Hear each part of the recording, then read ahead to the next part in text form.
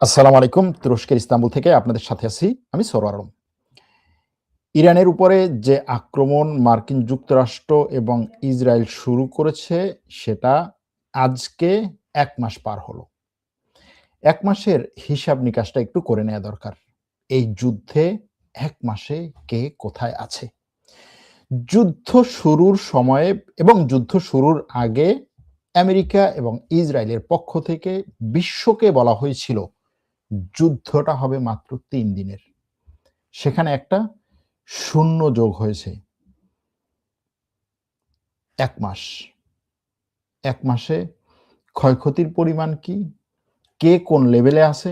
এবং এই যুদ্ধে আস্তে, আস্তে নতুন দেশ যুক্ত হচ্ছে। যত এই যুদ্ধে নতুন দেশ যুক্ত হবে, তত এই যুদ্ধ আরো বিস্তার লাভ করবে এবং এই যুদ্ধ দীর্ঘায়িত হবে।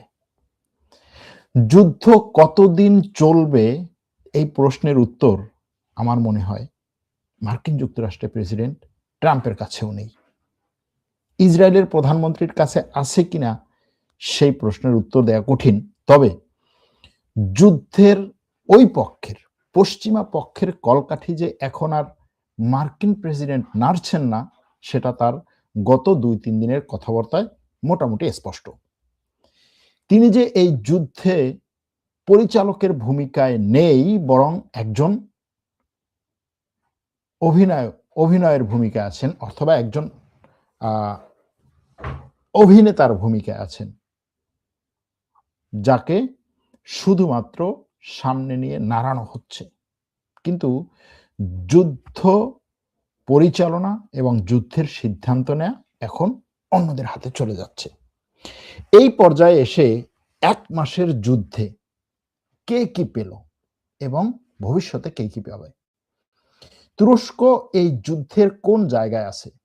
তুরস্কে এবং তুরস্ককে নিয়ে গত ৩-৪ দিনে যে ঘটনাগুলো ঘটছে তাতে কি আমরা ভিন্ন কোনো ইঙ্গিত পাচ্ছি? এগুলো নিয়েই আজকের এই আয়োজন। সর্বশেষ সংবাদগুলো দিয়ে আমরা মূল আলোচনায় ফিরে যাব।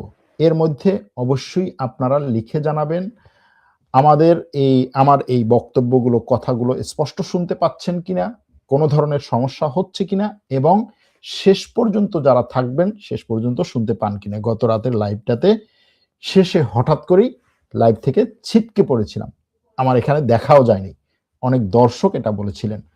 সর্বশেষ যে সংবাদ যদি এভাবে বলি, অনেকে বলেন যে আপনি কেন এভাবে বলছেন? দেখেন, ইরানের ক্ষেপণাস্ত্র হামলায় জ্বলছে ইসরায়েলের শিল্পাঞ্চল।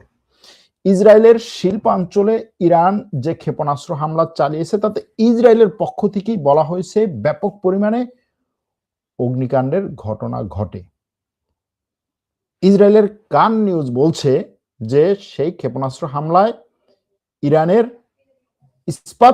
ইসরায়েলের ইস্পাত কারখানা এবং আরো অনেকগুলো শিল্প কারখানা ধ্বংস হয়েছে। কোথায়? ইসরায়েলের বীরশেবা অঞ্চলে। ইসরায়েলের এই বীরশেবা অঞ্চলে ইরানের যে হামলা হলো, সেই হামলাটা কখন হলো? যখন ইসরায়েল ইরানের পানির প্লান্টে বা পানির শোধনাগারে, পানির সাপ্লাই কেন্দ্রে আক্রমণ করেছে।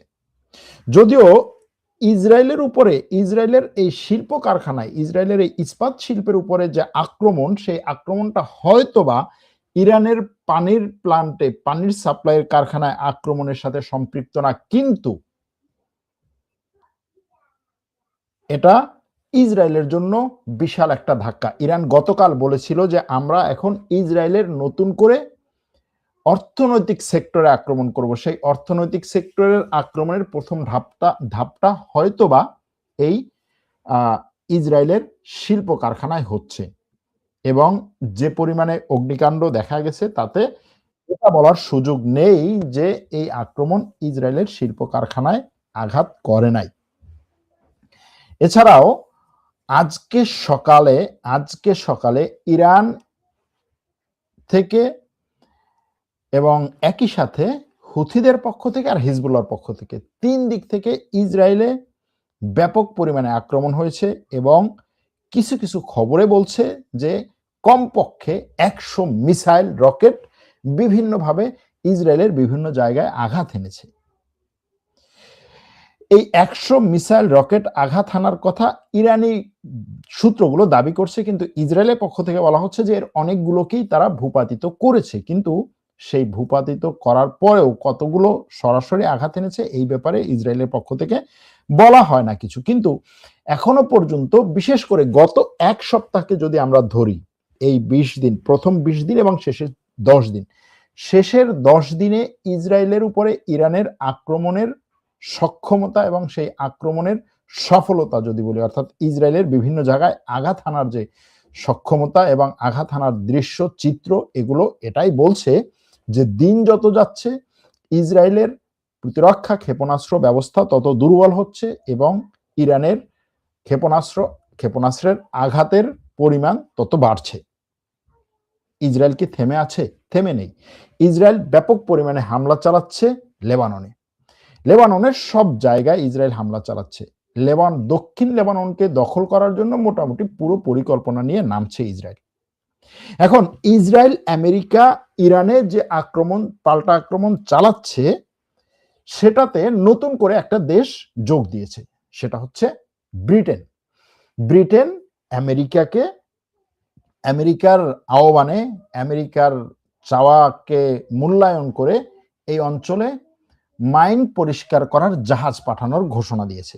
ব্রিটেনের পত্রপত্রিকা এটাই বলছে যে আমেরিকার ডাকে সাড়া দিয়ে ব্রিটেন মাইন পরিষ্কার করার জাহাজ এই মধ্যপ্রাচ্যে বা হরমুজ প্রণালীতে পাঠাচ্ছে। অর্থাৎ ইরান হরমুজ প্রণালীকে যে মাইন দিয়ে আটকে রেখেছে, সেই মাইন পরিষ্কার করে হরমুজ প্রণালীকে উন্মুক্ত করার পরিকল্পনা। সেই পরিকল্পনা সফল হবে কিনা সে জায়গায় আসছি পরে, কিন্তু এটার মাধ্যমে আমরা স্পষ্টই বলতে পারি যে এই যুদ্ধে এখন সরাসরি ব্রিটেন যোগ দিয়েছে। হয়তো আস্তে আস্তে আরো কিছু দেশ যোগ দিবে এই যুদ্ধে, সেদিকে আমরা আস্তে আস্তে আসব। এই যুদ্ধ বন্ধের প্রচেষ্টায় কিছু দেশ কাজ করছে। এই দেশগুলোর মধ্যে তুরস্ক, মিশর আর পাকিস্তানের কথা আমরা সামনে নিয়ে আসতে পারি। পাকিস্তানে সফর করছেন তুরস্ক এবং মিশরের পররাষ্ট্রমন্ত্রীরা। ভালো কথা, তুরস্ক, মিশর, পাকিস্তান তিনটা হচ্ছে মধ্যস্থতাকারী দেশ। সেখানে তাদের সাথে যোগ দিয়েছে সৌদি আরবের পররাষ্ট্রমন্ত্রী। কেন বলেন তো? সৌদি আরব তো এখানে মূলত একটা পক্ষ, আমরা যদি এভাবে ধরি যে সৌদি আরব হচ্ছে একটা পক্ষ, কিন্তু সৌদি আরবের পররাষ্ট্রমন্ত্রী পাকিস্তানে এই তিন দেশের পররাষ্ট্রমন্ত্রীর সাথে যোগ দিয়েছেন। অর্থাৎ সৌদি আরব নিজেকে দুটো জায়গায় এখানে নিয়ে আসে। একটা হচ্ছে সে পক্ষ না ভাই, আমি পক্ষ না, আমি এখানে নিরপেক্ষ আছি এবং মধ্যপ্রাচ্যের অন্য যে সমস্ত দেশ যতটা ক্ষয়ক্ষতির সম্মুখীন হয়েছে আমি ততটা ক্ষয়ক্ষতির সম্মুখীন হয়নি, সুতরাং এই যুদ্ধ বন্ধের ক্ষেত্রে আমিও কাজ করতে চাই। এটা হতে পারে। আরেকটা হচ্ছে যে পাকিস্তানকে এই দায়িত্ব যে দিয়েছে, কে দিয়েছে এই দায়িত্ব? মূলত আমেরিকা দিয়েছে। আবার সেই আমেরিকার সাথে সৌদি আরবের সম্পর্ক, আবার পাকিস্তানের সাথে সৌদি আরবের সম্পর্ক। সুতরাং এখানে পাকিস্তান মানেই সৌদি আরব, এরকম কি বলা যায়? প্রশ্ন আপনাদের কাছে। এখানে আরো একটা ব্যাপার আছে, সেটা হচ্ছে মধ্যপ্রাচ্যের এই যুদ্ধ বন্ধের জন্য কেন এশিয়াতে গিয়ে বৈঠক করছে এই দেশগুলো? হতে পারতো এই বৈঠকটা ইস্তাম্বুলে, হতে পারতো এই বৈঠকটা কায়রোতে, মিশরের রাজধানী কায়রোতে। মিশর যেহেতু এই দেশের মধ্যে আছে এবং এই দেশগুলো মধ্যপ্রাচ্যের কাছাকাছি, হয়নি, পাকিস্তানে হয়েছে, ভালো কথা। ওদিকে পাকিস্তানের পক্ষ থেকে বলা হয়েছে যে ইরানের সাথে তাদের একটা রফা দফা হয়েছে, ইরান পাকিস্তানি পতাকাবাহী 20টা জাহাজকে হরমুজ প্রণালী পার হতে দেবে। হরমুজ প্রণালীর মধ্যে, অর্থাৎ এই পারস্য উপসাগরের মধ্যে পাকিস্তানি পতাকাধারী 20টি পণ্যবাহী জাহাজ আটকা পড়ে নাই। তাহলে 20টি পাকিস্তানি জাহাজ কোথা থেকে আসবে? বিষয়টা হচ্ছে এরকম যে পাকিস্তান এবং ইরানের মধ্যে এরকম একটা সমঝোতা হয়েছে এবং খুব সম্ভবত সেখানে আমেরিকা তো সরাসরি আছে সেই সমঝোতা পাকিস্তানের পাশে, আর সৌদি আরব আছে। সমঝোতাটা হচ্ছে যে ওখান থেকে বাছাই করে পাকিস্তান কিছু জাহাজে তার পতাকা বসাবে এবং সেই পতাকাগুলো বহন করে জাহাজগুলো ওই হরমুজ প্রণালী পার হবে। পার হলে কি হবে? পার হওয়ার পরে পাকিস্তান ওই পতাকাগুলো তুলে নেবে এবং ওই জাহাজগুলো তার গন্তব্যস্থলে চলে যাবে। কোথায় হতে পারে তার গন্তব্যস্থল? হতে পারে আমেরিকা, হতে পারে আমেরিকার দোসর কোনো রাষ্ট্রে। কি বুঝলেন? এখন এই পরিস্থিতিতে পাকিস্তানে আজকে যে 4 দেশের পররাষ্ট্রমন্ত্রী বৈঠকে বসছেন, সেখান থেকে বড় ধরনের কোনো আসার সম্ভাবনা আছে? আমার কাছে মনে হয় নাই। তারা হয়তোবা এই যুদ্ধ বন্ধের চেয়েও অন্য কোনো বিষয় নিয়ে আলোচনা করতে পারেন, দীর্ঘমেয়াদী কোনো কিছু হতে পারে। সেটা মধ্যপ্রাচ্যে নতুন করে একটা সামরিক জোট, যে সামরিক জোট থাকবে হচ্ছে আমেরিকার নখদর্পণে। আমার কাছে মনে হয় না পাকিস্তান, সৌদি আরব, তুরস্ক, মিশর এরা একটা সামরিক জোট করবে আর সেটা আমেরিকা থেকে পুরোপুরি স্বাধীন একটা সামরিক জোট হবে। আমার কাছে মনে হয় না বর্তমান পরিস্থিতিতে অন্তত। এরকম একটা কিছু হতে পারে। হতে পারে নতুন করে এই মধ্যপ্রাচ্যের তেল সাপ্লাইয়ের রুট নিয়ে কথা, কারণ এখন 2-3টা রুট নিয়ে আলোচনা চলছে খুব সিরিয়াসলি। হরমুজ প্রণালীতে কি কারণে আমেরিকা বাধা? আমেরিকা তো এই যুদ্ধে ইরানকে তছনছ করে দিতে পারত। আসল তো হরমুজ প্রণালী। হরমুজ প্রণালীতে কেন বাধা? কারণ হচ্ছে সবচাইতে বড় তেল গ্যাসের সাপ্লাই হয় এই প্রণালীর মাধ্যমে, তাই তো? এখন এই প্রণালীর মাধ্যমে যদি তেল গ্যাস সাপ্লাই না দিয়ে অন্য কোনো জায়গা দিয়ে যদি তারা তেল গ্যাস সাপ্লাই দিতে পারে, তাহলে বিষয়টা কেমন হয়? আমরা যদি সেদিকে একটু দেখি তাহলে বিষয়টা কেমন হয়? সেই বিষয়টা দেখতে হলে আমাদের 2টা জায়গা দেখতে হবে। একটা হচ্ছে সৌদি আরবের মধ্য দিয়ে, সৌদি আরবের পূর্ব থেকে পশ্চিমে যাওয়া একটা পাইপলাইন, সৌদি আরবের পূর্ব দিক থেকে পশ্চিম দিকে যাওয়া একটা পাইপলাইন, যেটা বাহরাইন এবং কাতারের কাছাকাছি জায়গা দিয়ে সৌদি আরবের একেবারে পশ্চিম দিকে লোহিত সাগরে গিয়ে পড়েছে। 1020 কিলোমিটারের এই পাইপলাইনটা এখন মনে করা হচ্ছে হরমুজ প্রণালীর বিকল্প সবচাইতে বড় লাইফলাইন। হরমুজ প্রণালীর বিকল্প সবচাইতে বড় লাইফলাইন। এই পাইপলাইনের সর্বোচ্চ যে ক্যাপাসিটি সেটা হচ্ছে প্রায় 5 বিলিয়ন ব্যারেল গ্যাস সাপ্লাই। যদি সৌদি আরব এটার সর্বোচ্চ সাপ্লাই ক্যাপাসিটিতে পৌঁছতে পারে, যেমন ধরুন এখান থেকে সৌদি আরবের দৈনিক তেল সাপ্লাই কত ছিল যুদ্ধের আগে? ছিল 7.1 মিলিয়ন ব্যারেল দৈনিক 2026 সালের ফেব্রুয়ারিতে। মার্চে সেটা এসে নেমেছে 4.3 মিলিয়ন ব্যারেল। এখন এই যে মিলিয়ন ব্যারেল থেকে এটা হচ্ছে সৌদি আরবের টোটাল তেলের সাপ্লাই। এখন এই যে পাইপলাইনের কথা বললাম, এই পাইপলাইন দিয়ে যুদ্ধ শুরুর আগে কতটুকু তেল যেত? 8,800,000 ব্যারেল দৈনিক। সেটা এখন এসে পৌঁছেছে 3.94 মিলিয়ন ব্যারেল, অর্থাৎ প্রায় 4 মিলিয়ন ব্যারেলে। তো সৌদি আরবের মার্চের যে 4 মিলিয়ন ব্যারেল, সে 4.3 মিলিয়ন ব্যারেল তেল যে সে সাপ্লাই দিত তার প্রায় পুরোটাই এই পাইপলাইনের মাধ্যমে দিচ্ছে, এবং এটার পুরো যে ক্যাপাসিটি সেটা হচ্ছে 5 মিলিয়ন ব্যারেল। এখন সৌদি আরব যদি এখান থেকে 5 মিলিয়ন ব্যারেল তেল সাপ্লাই দিতে পারে এবং তার 7.1 মিলিয়ন অর্থাৎ 2 মিলিয়ন ব্যারেল কম পড়বে, তার মানে হচ্ছে এই যুদ্ধ থেকে সে খুব বেশি একটা ঝামেলায় পড়বে না, বা কম ঝামেলায় সে এখান থেকে বেরিয়ে যাবে। এখন এই তেল সাপ্লাইয়ের লাইনটাকে আরো অ্যাক্টিভ কিভাবে করা যায়? এক। দ্বিতীয় হচ্ছে কুয়েত এবং ইরাক থেকে সিরিয়ার মধ্য দিয়ে নতুন একটা তেলের পাইপলাইনের কথা ভাবছে আমেরিকা এবং আরব দেশগুলো।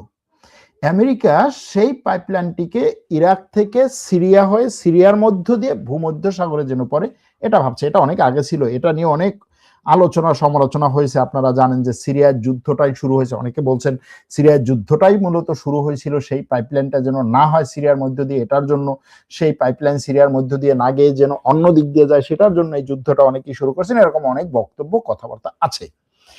এখন সেই সিরিয়াতে এরকম একটা নতুন পাইপলাইনের কথা ভাবা হচ্ছে। দেখেন, একটা পাইপলাইন প্রকল্প শুরু করে সেটাকে মানে বাস্তবায়ন করার জন্য কমপক্ষে 1.5-2 বছর, কমপক্ষে যদি সিরিয়াসলি কাজ করা হয় সময় দরকার। এখন হরমুজ প্রণালীকে ব্যবহার করে এই যে নতুন পাইপলাইনের চিন্তা ভাবনা করা হচ্ছে, তার মানে কি হরমুজ প্রণালী আরো অনেক বেশি সময় ধরে বন্ধ থাকবে এটা মনে করছে?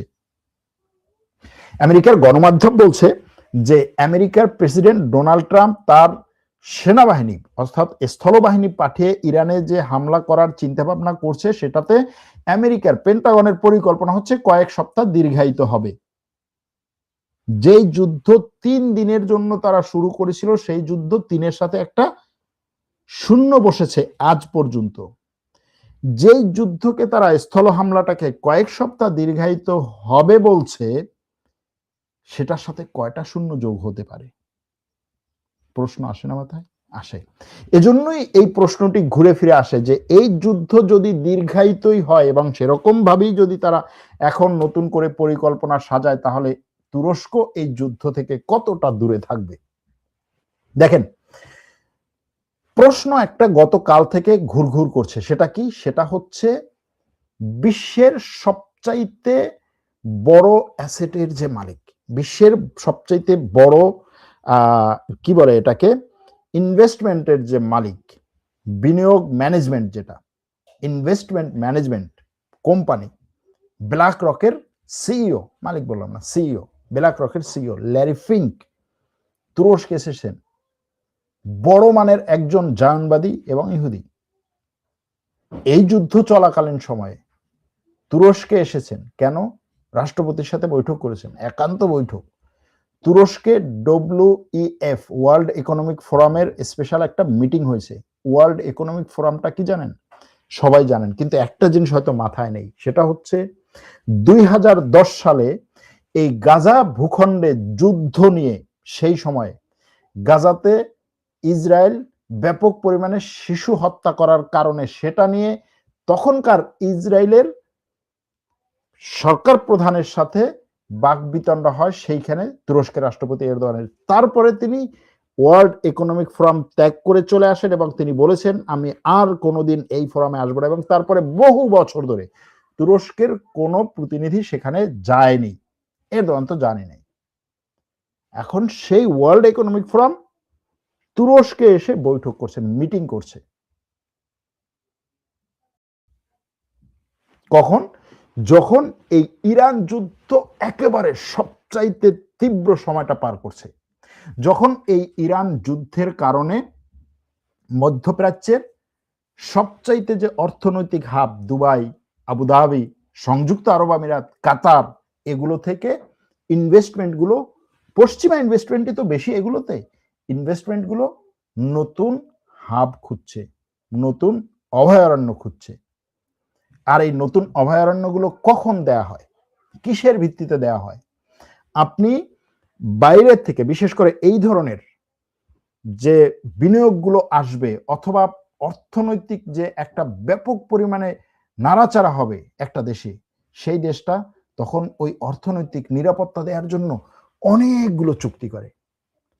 আমি অনেক সমালোচনা করি দুবাইয়ের, আবুধাবির, সংযুক্ত আরব আমিরাতের। কেন কেন সে ইসরায়েলের সাথে এত চুক্তি করছে? কিন্তু কাম টু হাবি দুবাই ইয়া হাবিবি আমরা যেটা বলি, অর্থাৎ দুবাই আজকে যে বিশ্বের সবচাইতে শ্রেষ্ঠ একটা অভয়ারণ্য, নিরাপদ জায়গা, অর্থনৈতিকভাবে বলুন, তারপরে হচ্ছে আপনি সবকিছুর দিক থেকে, এই নিরাপত্তাটা কে দিচ্ছে? কিসের ভিত্তিতে দিচ্ছে? ইসরায়েলের সাথে চুক্তির কারণে। আব্রাহাম চুক্তি যদি না হতো, দুবাই হতো না। বলতে পারেন যে দুবাই তো আব্রাহাম চুক্তির আগেই হয়েছে। আব্রাহাম চুক্তির আগেই মোটামুটি আব্রাহাম চুক্তির কাছাকাছি লেভেলে এদের সম্পর্কটা ছিল। এখন সেই দুবাই, পরবর্তী দুবাই মধ্যপ্রাচ্যে কে হবে, এটা নিয়ে বহু জল্পনা কল্পনা। সৌদি আরব বলছে আমি হব, নেওম সিটি বানাবো। ট্রাম্প বলছে আমি গাজাকে পরবর্তী দুবাই বানাবো। মিশর বলছে আমি শারমাল শেখরকে হচ্ছে এরকম একটা কিছু করতে চাই। কাতার বলছে আমি হতে চাই। তুরস্ক বলছে আমিও তো খেলোয়াড়। এখন এই যে মধ্যপ্রাচ্য থেকে আপনি ফান্ডগুলোকে হচ্ছে নিরাপদ জায়গায় নিয়ে যাবেন, সেই নিরাপদ জায়গা খুঁজতেই আমার কাছে যেটা মনে হয়, এই ব্ল্যাক রকের সিইও তুরস্কে এসেছেন। যদিও এখানে অনেকগুলো সিম্পল মানে কি বলে এটাকে সাধারণ করা যায়, এটাকে একেবারে সাধারণ করা যায়। ব্ল্যাক রকের সিইও তুরস্কে আসছে কারণ হচ্ছে তিনি একইভাবে একই সময়ে WEF ওয়ার্ল্ড ইকোনমিক ফোরামেরও হচ্ছে কো চেয়ারম্যান। যেহেতু ওয়ার্ল্ড ইকোনমিক ফোরাম তুরস্কে একটা বৈঠক করছে, একটা মিটিং করছে, একটা সম্মেলন করছে, সুতরাং সে এখানে তো আসবেই, আর এখানে যেহেতু এসেছে এরদোয়ানের সাথে বৈঠক করবে। এটা হচ্ছে একেবারে সিম্পল এক্সপ্লানেশন। কিন্তু যেহেতু এখন একটা সিরিয়াস যুদ্ধ চলছে, মধ্যপ্রাচ্য তছনছ হয়ে যাচ্ছে, সেহেতু এই সফরটাকে সিম্পল ভাবে দেখার সুযোগ নেই। দ্বিতীয় হচ্ছে ন্যাটো আর 100 দিন পরে তুরস্কে তার শীর্ষ সম্মেলন করবে। ন্যাটোর শীর্ষ সম্মেলন হবে তুরস্কে 100 দিন পরে, মানে হচ্ছে 3 মাস 10 দিন পরে। এটা আজকে সিদ্ধান্ত হয় নাই, সিদ্ধান্তটা গত বছরই হয়েছে। এটা হবে ন্যাটোর দ্বিতীয় সম্মেলন, দ্বিতীয় শীর্ষ সম্মেলন তুরস্কের মাটিতে। এখন এই ন্যাটোর শীর্ষ সম্মেলনের আগেই তুরস্কে ন্যাটোর নতুন নতুন কতগুলো কমান্ড সেন্টার খোলা হচ্ছে। একটা হচ্ছে ব্ল্যাক সি অথবা কৃষ্ণ সাগরের এই যে সামুদ্রিক কমান্ড সেন্টার যেটা ছিল না, এটা নতুন করে একটা কৃষ্ণ সাগরের সামুদ্রিক বা মেরিটাইম কমান্ড সেন্টার খোলা হচ্ছে তুরস্কে। সিদ্ধান্তটা কখন এসেছে? হয়তো আগে থেকে এটা নিয়ে কাজ চলতেছিল, কিন্তু এই ধরনের পরিস্থিতিগুলো ওই স্লো চলা কাজগুলোকে ত্বরান্বিত করে, দ্রুত সিদ্ধান্ত নিতে বাধ্য করে।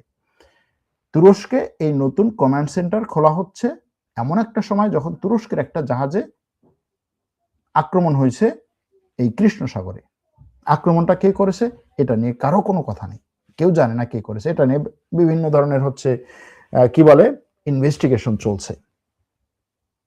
ওকে, কিন্তু ওই আক্রমণটার পরপরই এই কৃষ্ণ সাগরে হচ্ছে একটা নিরাপত্তা দরকার, সেখানে একটা ন্যাটোর অধীনে সামুদ্রিক কি বলে এটাকে ফোর্স দরকার। সেটা হচ্ছে এটা হচ্ছে তুরস্কের উত্তর দিকে কৃষ্ণ সাগরে। তুরস্কের দক্ষিণ দিকে কি আছে? ভূমধ্যসাগর। ভূমধ্যসাগরের তীরবর্তী শহর আদানাতে ন্যাটোর আরো একটা কমান্ড অফিস খোলা হচ্ছে নতুন করে।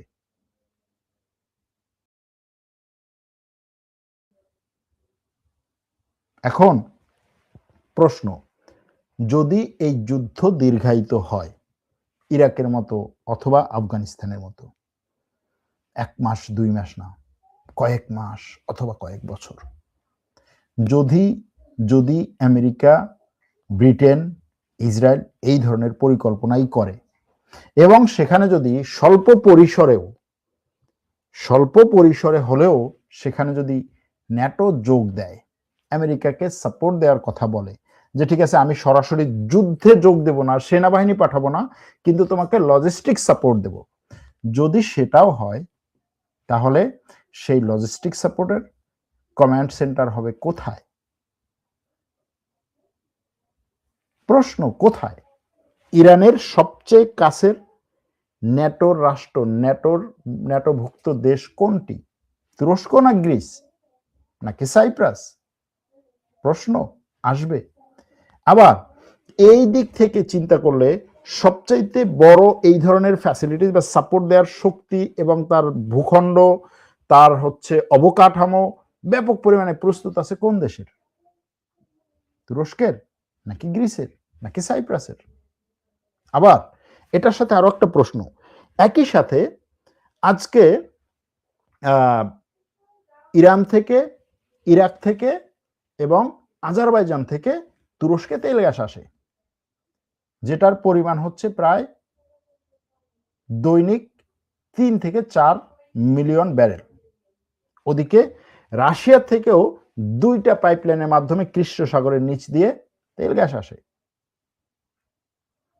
এই যে আসার বিষয়টা, তুরস্ককে এখন এই একদিকে ন্যাটোর ঘাঁটি টাটি এগুলো গড়া, অন্যদিকে এই ইরাকের তেল গ্যাস তুরস্কের মধ্য দিয়ে আসা, কুয়েতের তেল গ্যাস তুরস্কের মধ্য দিয়ে আসা, অথবা যদি ইরাকের এই গ্যাস পাইপলাইনকে বসরা নগরী পর্যন্ত বা কি বলে এই যে পারস্য উপসাগর পর্যন্ত নিয়ে গিয়ে সেখানের দেশগুলোর সাথে এই পাইপলাইনকে সংযুক্ত করা হয়, তুরস্ক এবং সিরিয়ার মধ্য দিয়ে যদি এই পাইপলাইনগুলোকে টানা হয়, তাহলে এটাকে কি এভাবে বলা যায় যে একদিক থেকে তেল গ্যাসের এই পাইপলাইনের মাধ্যমে তেল গ্যাসের একটা, কিভাবে বলবো এটাকে, মোয়া দেখানো বলাটা হয়তো একটু বেশি অতিরঞ্জিত হয়ে যায়,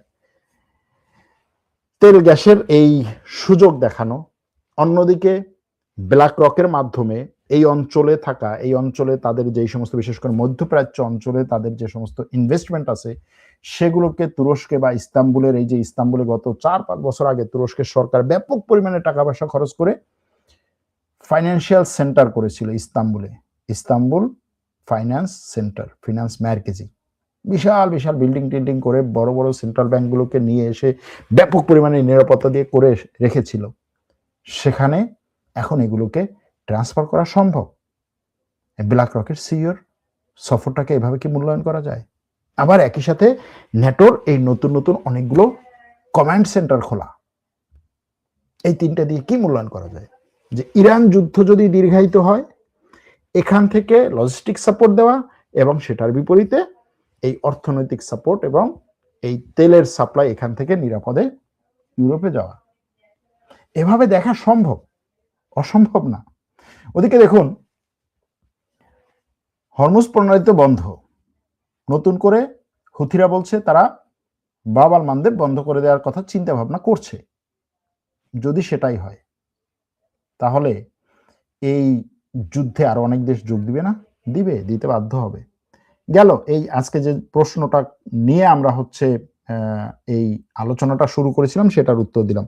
আমরা চাই আপনাদের কাছ থেকে এই যে লাইভ করছি, এই লাইভের হেডলাইন এবং থাম্বনেল কি হওয়া দরকার আপনারা জানাবেন, আপনারা লিখে দেন, সেই অনুযায়ী আমরা লাইভের পরে হেডলাইন এবং থাম্বনেল ঠিক করবো। আমরা আসলে এটা আগেই করতে পারি না, এজন্য আপনাদের কাছ থেকে সাপোর্ট চাই। আমাদের অনেক দর্শক আছেন যারা খুব চমৎকার চমৎকার ক্রিয়েটিভ হেডলাইন এবং থাম্বনেল দিতে পারেন। ইরানে নিহতের সংখ্যা বেড়ে আজকে 1 মাস পরে এসে দাঁড়িয়েছে 2076 জনে। 2076 জন। আহত হয়েছে 26,500 মানুষ। চিন্তা করা যায়?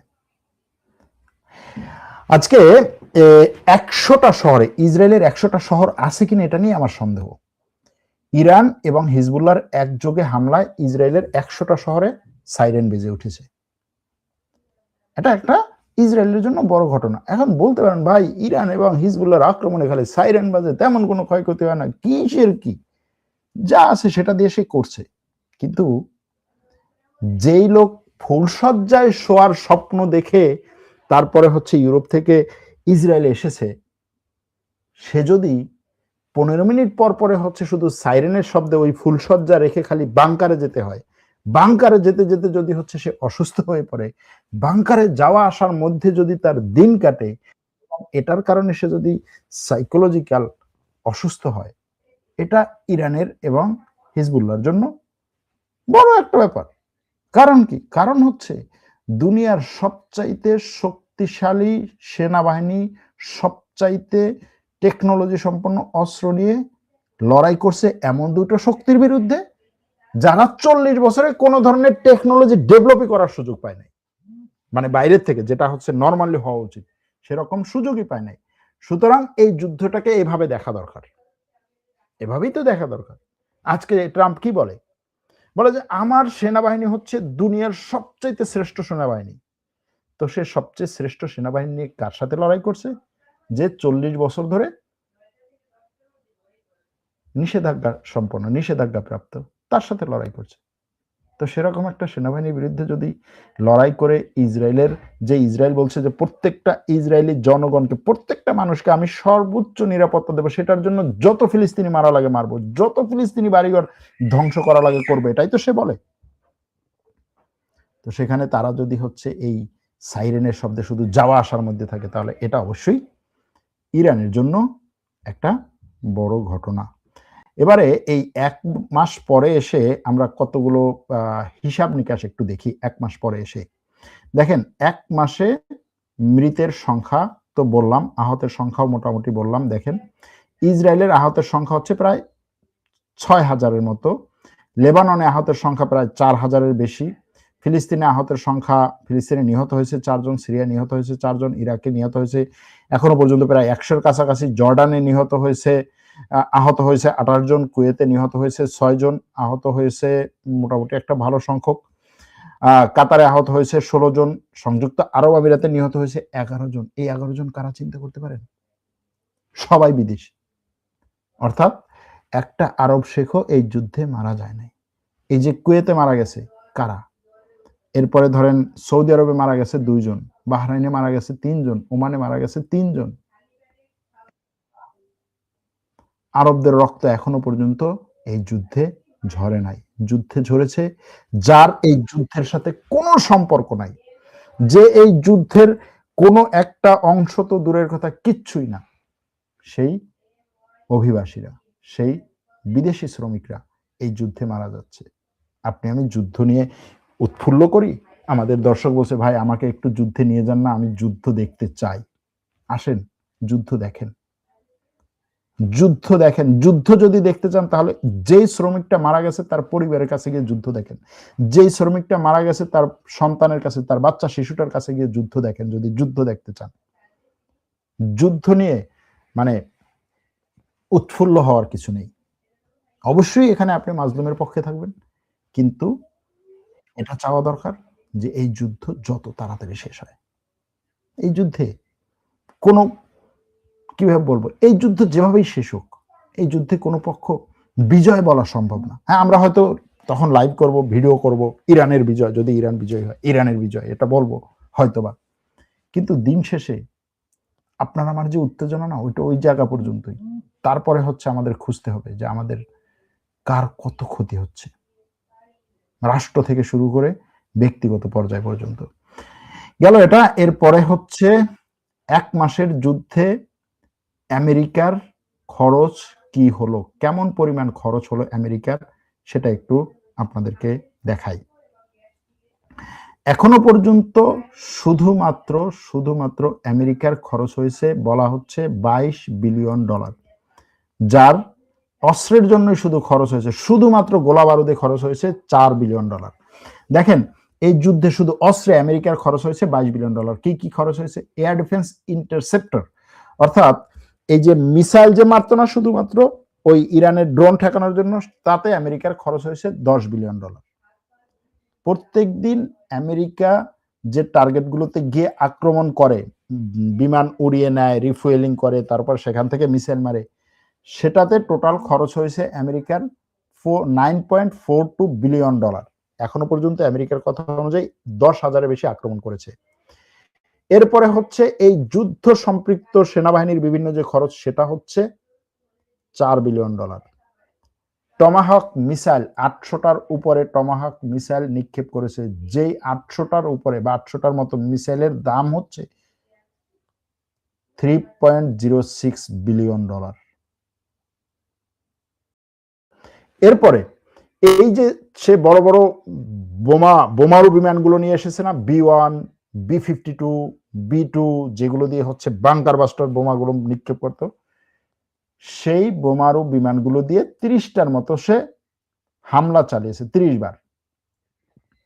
তাতে জাস্ট সেই ৩০ বারে খরচ হয়েছে $266 মিলিয়ন। টোটাল হচ্ছে ২৬ বা ২৭ বিলিয়ন ডলার গতকাল পর্যন্ত এই খরচ আমেরিকার। গেল এটা।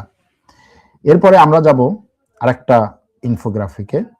সেই ইনফোগ্রাফিকটা হচ্ছে এই হরমুজ প্রণালীতে কতগুলো জাহাজ এখনো পর্যন্ত আটকা আছে, কতগুলো? ১,৯০০।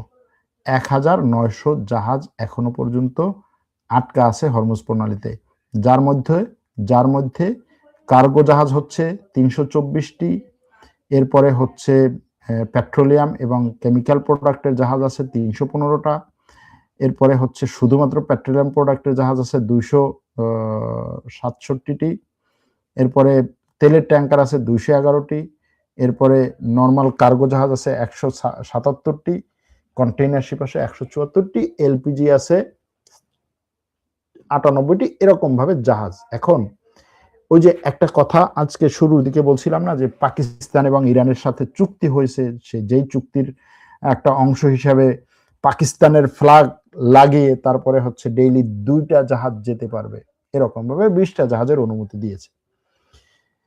20টা জাহাজ যেতে লাগবে 10 দিন, তাই না? 50টা জাহাজ যেতে লাগবে 25 দিন, 100টা জাহাজ যেতে লাগবে 50 দিন।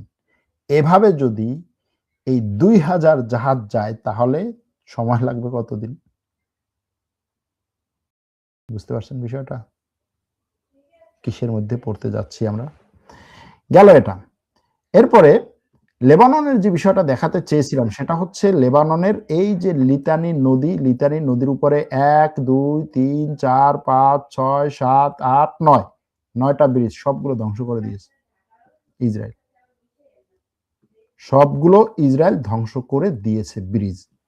এখন বলেন যে এই ব্রিজগুলো ধ্বংস করার মানে কি? এই ব্রিজগুলো ধ্বংস করা মানে হচ্ছে এই ম্যাপের নিচের দিকে, অর্থাৎ এই ব্রিজগুলোর নিচের দিকে, অর্থাৎ উত্তর থেকে দক্ষিণ দিকে লেবাননের সেনাবাহিনী যেতে পারবে না। হিজবুল্লাহ তো দক্ষিণ দিকে আছে, হিজবুল্লাহর সাথে তার সে লড়াই করবে, কিন্তু লেবাননের সেনাবাহিনী বা বড় ধরনের সাপোর্ট ওই দিক থেকে আসবে না। তার মানে হচ্ছে সেই লিতারি নদীর দক্ষিণ দিকটা দখল করে নিয়ে যাচ্ছে। এই যুদ্ধে হিজবুল্লাহর লাভ হচ্ছে। যত যুদ্ধ হয়, এই হিজবুল্লাহর বলতেছি, ইসরায়েলের লাভ হচ্ছে। যত যুদ্ধ হয় ইসরায়েল সম্প্রসারণ করে। ইসরায়েলের পররাষ্ট্র নীতিটাই হচ্ছে এই সম্প্রসারণ নীতি, অর্থাৎ আমি আমার জায়গা বাড়াবো, এটার জন্য যা দরকার, এটার জন্য যাকে বসে আনা দরকার, যার সাথে লিয়াজো করা দরকার, যারে তেল মারা দরকার, যারে ব্ল্যাকমেল করা দরকার, যার সাথে যুদ্ধ করা দরকার, যার সাথে চুক্তি করা দরকার, সব আমি করব। এটা হচ্ছে ইসরায়েলের একটা ফরেন পলিসি। এখন আসুন এই তেল নিয়ে কে কতটা ঝামেলায় আছে। ইউরোপের দেশগুলো পার্সিয়ান গালফ বা পারস্য উপসাগরের অর্থাৎ এই হরমুজ প্রণালীর ভিতর দিয়ে আসা তেলের উপরে কতটা নির্ভরশীল। গ্রিস হচ্ছে 36% নির্ভরশীল। গ্রিসে এত নির্ভরশীল হলো, গ্রিসে ঝামেলা হবে না। কেন ঝামেলা হবে না? কারণ গ্রিসের হচ্ছে ওই ভুতুরে বহর আছে, অর্থাৎ ছায়া বহর যদি বলি, মানে গোপন কিছু নৌ জাহাজ আছে যেগুলো দিয়ে সে চুরি করতে পারে তেল বা চোরা চালানি ভালো করতে পারে আর কি গ্রিস।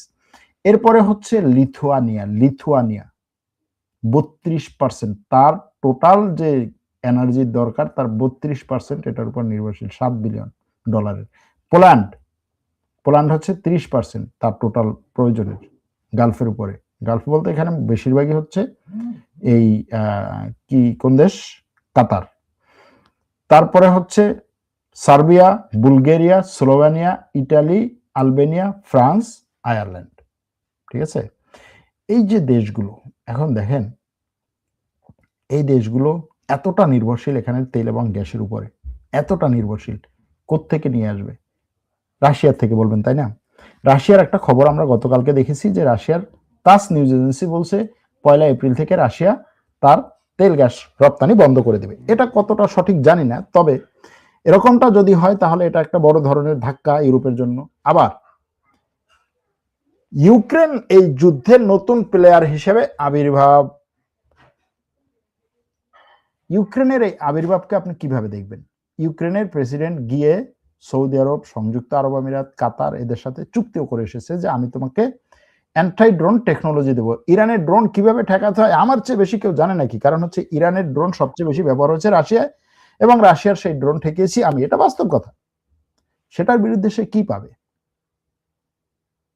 ইরানের ড্রোন ঠেকানোর জন্য কি করছে? এই দেশগুলোতে গিয়েছে।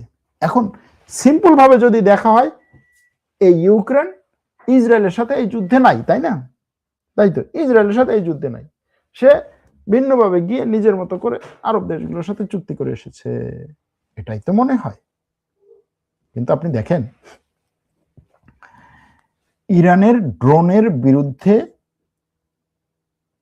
জেলেনস্কির যে পদক্ষেপ, সেটা ইউক্রেন এই যুদ্ধে সরাসরি অংশ নিচ্ছে, সেই অর্থেই আসে। আবার এদিকে এই ইসরায়েল গোয়েন্দা হামলা চালাচ্ছে বিভিন্নভাবে। গোয়েন্দা হামলা চালাচ্ছে বলতে সে মনে করছে বা তার দাবি যে লেবাননে সে যে হামলাগুলো চালাচ্ছে সেই হামলার পেছনে তার অনেক যুক্তি আছে। সে লেবাননে কিন্তু ব্যাপক পরিমাণ হামলা চালাচ্ছে, লেবাননের চার্চে টার্চে হামলা করে অবস্থা খারাপ করে দিয়েছে, টেলিভিশন চ্যানেলে হামলা করেছে, লেবাননের 3টা টেলিভিশন চ্যানেলে হামলা করেছে, সাংবাদিকদেরকে মেরেছে, লাইভ করতেছে ঠিক সেই সময় মেরেছে, এবং মারার পরে বলছে কি এই সাংবাদিক হচ্ছে হিজবুল্লাহর গোয়েন্দা, সে সাংবাদিকতা করার সাথে সাথে আসলে আমাদের এই ট্যাঙ্কগুলোর লোকেশন দিচ্ছে হিজবুল্লাহর কাছে, সুতরাং তাকে মারা দরকার।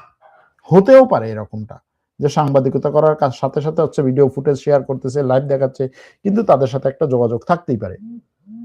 ইসরায়েলের সবকিছু নিয়ে সে যুদ্ধ করছে না, সাংবাদিক বলেন, অমুক বলেন, সমুক বলেন, সবকিছু নিয়ে এও তো করতেছে। তো সে সেখানে সাংবাদিক মারছে, গোয়েন্দার কথা বলছে।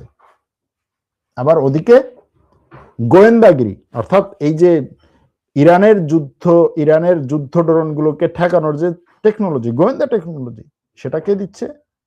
ইউক্রেন দিচ্ছে। দেশ ভিন্ন ভিন্ন, অনেক দূরের দেশ, কিন্তু লক্ষ্য একই। আপনি এটাকে কিভাবে দেখবেন? যেভাবে দেখেন, সিদ্ধান্ত আপনার, ডায়লগ আপনার। এরপরে এটার পরে আরেকটা জায়গাতে যাওয়া দরকার আমাদের। সেই জায়গাটা কোনটা? সেই জায়গাটা হচ্ছে যে এই যুদ্ধে আমেরিকার প্রেসিডেন্টের শেষ পর্যন্ত কি হবে, কারণ সে দিন যত যাচ্ছে ততটাই সে নিয়ন্ত্রণ হারিয়ে ফেলছে। গতকালকে সে লাইভে প্রেস ব্রিফিং করার সময় কি কারণে যেন হঠাৎ করে তার হাতের কাছে একটা কলম আসলো এবং সে কলম নিয়ে 5 মিনিট বক্তব্য দিল। জাস্ট কলম, এটার সাথে যুদ্ধের কোনো সম্পর্ক নাই, কোনো কিছু নাই। এটা নিয়ে অনেকের এখন প্রশ্ন যে আসলে ট্রাম্পের মেন্টাল পরিস্থিতি কতটা সঠিকভাবে আছে, এবং আমেরিকার মধ্য থেকে এখন বড় বড় রাজনীতিবিদরাই বলছেন যে ট্রাম্প এপস্টাইন ফাইলের কাছে পুরোপুরি আটকা, এবং এই আটকা থাকার কারণে আসলে এই যুদ্ধে সে কোনো ধরনের যুক্তি, কোনো ধরনের কৌশল, কোনো ধরনের হচ্ছে পরামর্শ না নিয়ে সেই যুদ্ধ জড়াচ্ছে। কারণ হচ্ছে এখানে সে আটকা, হাত পা বাঁধা না হলে যে হ্যাঁ ঠিক আছে এখানে আমার সম্ভাবনা নাই, আমি জিততে পারবো না, করবো না যুদ্ধ, হাত পা বাঁধার কারণে ওই সিদ্ধান্ত নেওয়ার সুযোগ নাই, যে হ্যাঁ অথবা না বলার সুযোগ নাই, এরকম একটা ব্যাপার। এর মধ্যে আমেরিকাতে আবার ট্রাম্প বিরোধী ব্যাপক বিক্ষোভ শুরু হয়েছে, ব্যাপক। গতকালকে আমেরিকার 50টা অঙ্গরাজ্যের সবগুলোতে প্রায় 32,000 শহরে বিক্ষোভ হয়েছে ট্রাম্পের বিরুদ্ধে। আমেরিকার ইতিহাসে সবচাইতে বড় বিক্ষোভ একদিনে এটা হয়েছে। এই জিনিসগুলোকে বিভিন্নভাবে দেখা দরকার। এই যুদ্ধ কি মার্কিন পরমাণু অস্ত্রের আঘাত করবে? এই প্রশ্ন সবার। এই যুদ্ধে আঘাত করবে কি করবে না, এই প্রশ্নের উত্তর এই মুহূর্তে দেওয়া কঠিন। চীন রাশিয়া কতটা জায়নিস্ট, তারা পৃথিবীর নিয়ন্ত্রণে গেলে ইসরায়েলকে কি আমেরিকার মতো সাহায্য করবে? যদি এই বিশ্ব ব্যবস্থা সিস্টেম ভেঙে যায় তাহলে এটা বাংলাদেশের জন্য কত বড় সিকিউরিটি থ্রেট হতে পারে? বড় প্রশ্ন, এটার উত্তর এই মুহূর্তে দেওয়া সম্ভব না। জ্বালানি সংকট আরো তীব্র আকার ধারণ করলে এটা চীনের জন্য কতটুকু ক্ষতিকর হবে, এবং চীন রাশিয়া থেকে এটা পোষাতে পারবে কিনা? পুরোপুরি পোষাতে না পারলেও অনেকটাই পোষাতে পারবে। আমেরিকা ইসরায়েল ধ্বংস না হলে পৃথিবীতে কখনোই শান্তি আসবে না। ইরানে যদি পারমাণবিক হামলা করা হয় তাহলে এর প্রতিক্রিয়া কি হবে? আমি মনে করি না যে ইরানে ব্যাপক পরিমাণে একটা পারমাণবিক হামলা চালানো হতে পারে। তুরস্ক কোন পক্ষে যুদ্ধে জড়াবে? মানিকগঞ্জ থেকে বলছেন তুরস্কে কোন পক্ষে যুদ্ধ জড়াবে। আমার আলোচনা তাহলে আপনি শুনেন নাই। দুটো ইহুদি আমেরিকা নিজেই তো অস্ত্র তৈরি করে, তাহলে তো এত টাকা খরচ না হওয়ার কথা না। সে তো অস্ত্রে প্রচুর টাকা লাভে বিক্রি করে। দেখেন, অস্ত্র তৈরি করেন, আপনি একটা জিনিস তৈরি করেন, আপনার বাসায় হচ্ছে আপনি ধান তৈরি করেন, মানে ধান উৎপাদন করেন, চাষ করেন, চাষ করতে আপনার খরচ হচ্ছে না, আপনি সেই ধানটা বিক্রি করবেন, বাজারে বিক্রি করবেন, লাভে বিক্রি করবেন, ওকে ঠিক আছে। আপনি মনে করেন মন 1,000 টাকায় বিক্রি করতেছেন। এখন আপনার উৎপাদিত ধান যদি 50,000 মন ধান যদি ধ্বংস হয়ে যায়, নষ্ট হয়ে যায়, পুড়ে যায়, তার মানে কি আপনার 50,000 টাকা লস হল। এটা বিষয়টা হচ্ছে এরকম আর কি।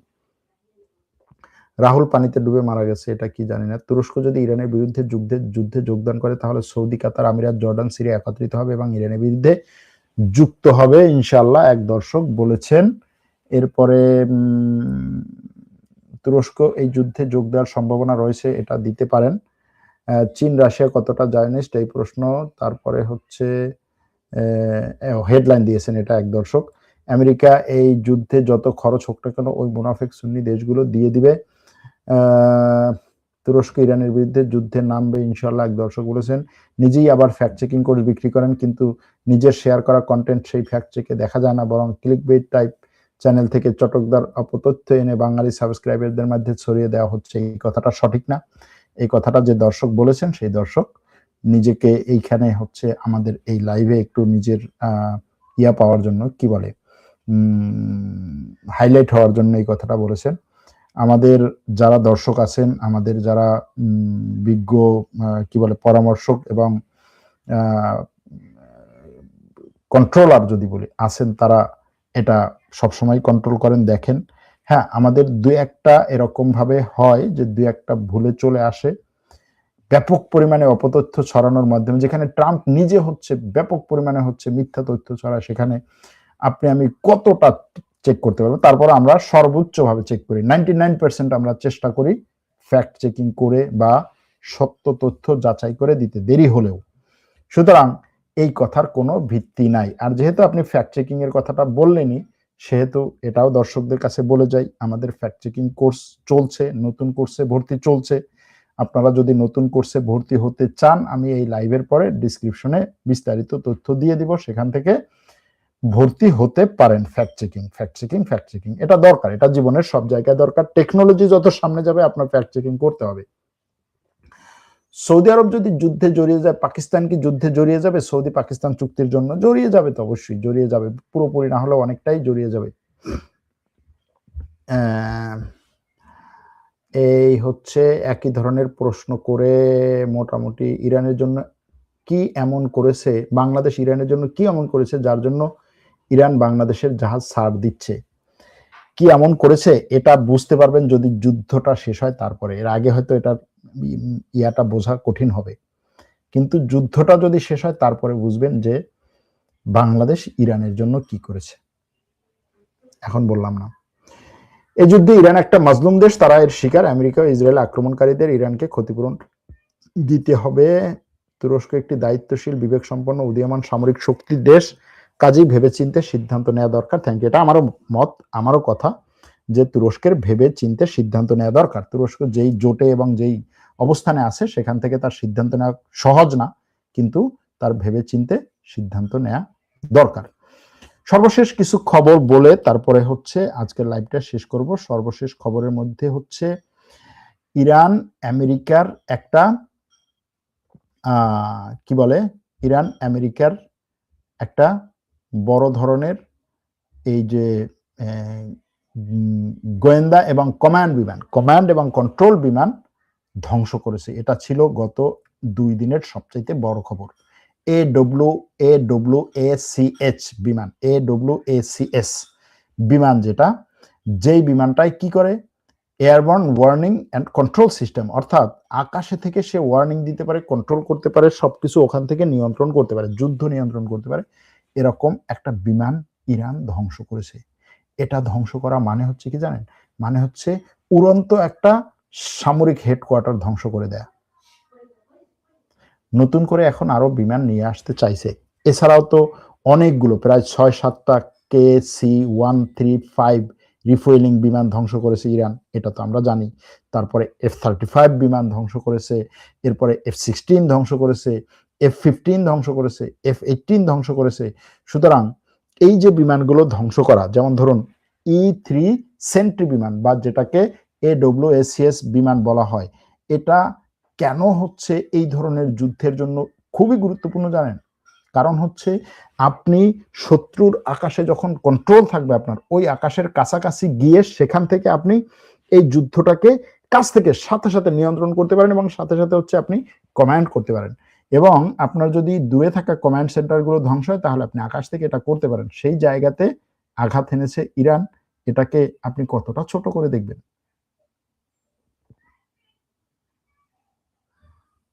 বুঝছেন? তো এই যে ব্যাপারগুলো, এই ব্যাপারগুলোকে ছোট করে দেখার নাই। এগুলো বললে অনেকে আবার হচ্ছে বিভিন্ন রকমের মূল্যায়ন করেন। আজকে 30 দিনের সর্বশেষ খবর হচ্ছে তেহরানে আজকে সকালে আমেরিকা এবং ইসরায়েলের আক্রমণে ব্যাপক বিস্ফোরণ হয়েছে। কমপক্ষে 1 ডজনের মতো মানুষ নিহত হয়েছে রেসিডেন্সিয়াল এরিয়া, শাফট শহরের রেসিডেন্সিয়াল এরিয়া অর্থাৎ আবাসিক এরিয়াতে হামলা হয়েছে, এরকম খবর এসেছে। ইরানিয়ান ফার্স্ট নিউজ এজেন্সি বলছে যে ইসরায়েল এবং আমেরিকার আঘাতে সাদাত আবদ যে এলাকা, সেই এলাকায় সাধারণ মানুষের উপরে হামলা হয়েছে। এছাড়াও কমপক্ষে ওই এলাকার হামলায় 3 জন মানুষ আহত হয়েছে। এর বাইরে ইরানের বুশাহের প্রদেশে পানি সাপ্লাই ফ্যাসিলিটিস বা পানি সাপ্লাই সেন্টার যদি বলি, সেখানে আক্রমণ হয়েছে। একই সাথে আক্রমণ হয়েছে আরেকটা পানি সাপ্লাই সেন্টার, আক্রমণ হয়েছে খুজেস্তান প্রদেশে। ইরান বলছে যে আমেরিকা এবং ইসরায়েল ইরাকে থাকা তাদের যে প্রক্সি সংগঠন আছে, তাদের প্রক্সি সংগঠন কারা? হাসদি সাব্বির উপরে আমেরিকা আক্রমণ করেছে বলে জানিয়েছে ইরান।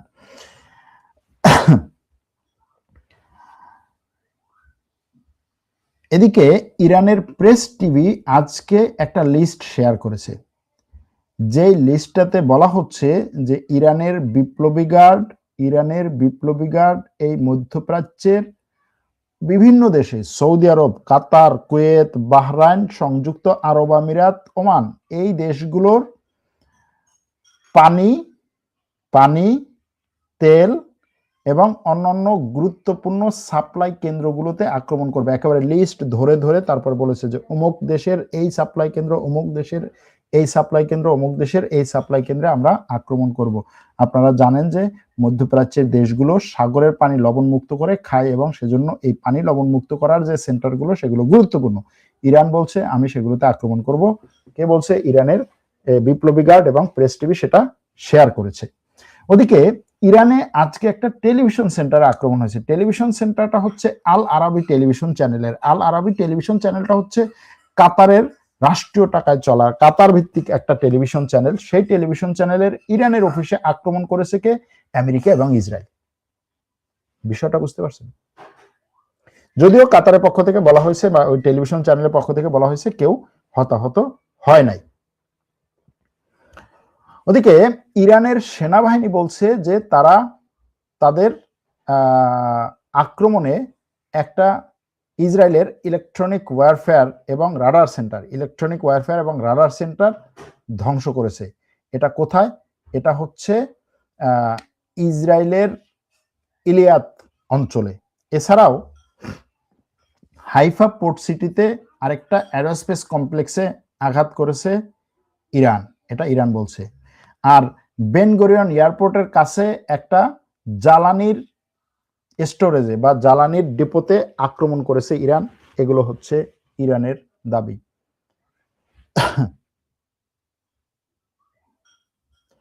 ওদিকে ইরানের পক্ষ থেকে এখন খুব বড় করে বলা হচ্ছে যে তারা পরমাণু সমৃদ্ধ না করার যে চুক্তি, সেই চুক্তি থেকে বেরিয়ে যাবে। এনপিটি চুক্তি থেকে বেরিয়ে যাওয়ার কথা বলা হচ্ছে। এখনো পর্যন্ত বেরিয়ে যায়নি। এটা নিয়ে বহুদিন ধরে বিভিন্ন ধরনের গল্প কথা আমরা শুনেছি, কিন্তু এখনো পর্যন্ত ইরান বেরিয়ে যায়নি সেই চুক্তি থেকে। তবে এখন বেরিয়ে যাওয়ার কথা বলছে। আর যদি ইরান সেটার থেকে আনুষ্ঠানিকভাবে বেরিয়ে যায় তাহলে আমরা বলতে পারি পরবর্তীতে পরমাণু খেলা বাড়তে পারে। এই কথা বলে এখানেই রাখছি। যেই সমস্ত বিষয়গুলো আমি এখানে বলতে পারিনি সেগুলো আপনারা আমাদের টেলিগ্রাম চ্যানেল থেকে দেখতে পারেন। যারা টেলিগ্রাম চ্যানেল এখনো সাবস্ক্রাইব করেননি তারা টেলিগ্রাম চ্যানেলে সাবস্ক্রাইব করে সেটার সাথে যুক্ত হতে পারেন। সেখানে আমরা প্রতিনিয়ত মোটামুটি আমাদের সাধ্য অনুযায়ী বিশ্ব সংবাদ দেওয়ার চেষ্টা করি। ভালো থাকবেন।